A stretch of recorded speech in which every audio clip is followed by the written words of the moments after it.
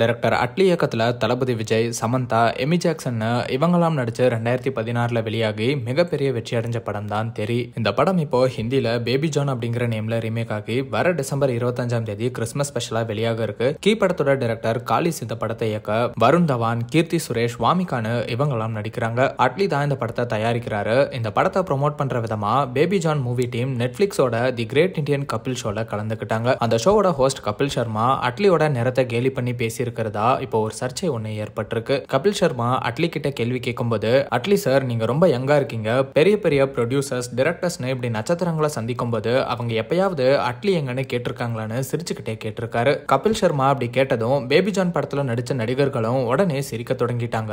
ஆனா அட்லி அந்த சமயத்துல கோவப்படாம, சார் நீங்க கேட்கிற கேள்வி எனக்கு புரியுது, என்னோட முதல் படத்தை ஏஆர் முருகதாஸ் சார் தான் ப்ரொடியூஸ் பண்ணாரு. அவர் நான் பார்க்க எப்படி இருக்கேன், என்னால இந்த படத்தை எடுக்க முடியுமானெல்லாம் பார்க்கல, என்னோட நரேஷன் அவருக்கு பிடிச்சிருந்துச்சு. எப்போதுமே ஒருத்தர் பார்க்க எப்படி இருக்காங்கன்னு வச்சு எடை போடக்கூடாது, அவங்க மனசை மட்டும் தான் பார்க்கணும் அப்படின்னு தரமான பதிலடி கொடுத்திருக்காரு. இந்த வீடியோ கிளிப் தான் இப்ப சோசியல் மீடியால பயங்கரமா வைரல் ஆயிட்டு இருக்கு. கபில் சர்மா அட்லியோட நிறத்தை வச்சு அவர் கண்ணுக்கே தெரிய மாட்டாருன்னு மறைமுகமா கேலி பண்ற மாதிரி தான் அந்த கேள்வி கேட்கப்பட்டதா பலருமே கருத்துக்களை தெரிவிச்சிட்டு வராங்க. டைரக்டர் அட்லி அவரோட கரியரை தொடங்கும் போது இந்த மாதிரி பல கேலி கிண்டல்களை சந்திச்சவரு. ஆனா அதையெல்லாம் தாண்டி அவருக்கு கிடைச்ச வாய்ப்பை பயன்படுத்திக்கிட்டு இப்ப பாலிவுட் வரைக்கும் போய் கலக்கிட்டு இருக்காரு. கபில் சர்மா பொதுவாவே இப்படி எல்லாரையும் கேலி பண்றது வழக்கம் தான். ஆனா எப்படி மக்கள் இதை ரசிப்பாங்கன்னு இவர் நினைச்சு இப்படி ஷோ பண்றாருன்னு தெரியலன்னு மக்கள் பலருமே கமெண்ட் பண்ணிட்டு வராங்க. அட்லியோட ஜவான் படம் ஹிந்தில மிகப்பெரிய வெற்றி அடையவே இப்ப பாலிவுட் நடிகர்கள் அவர் கூட படம் பண்ண காத்துட்டு இருக்காங்க.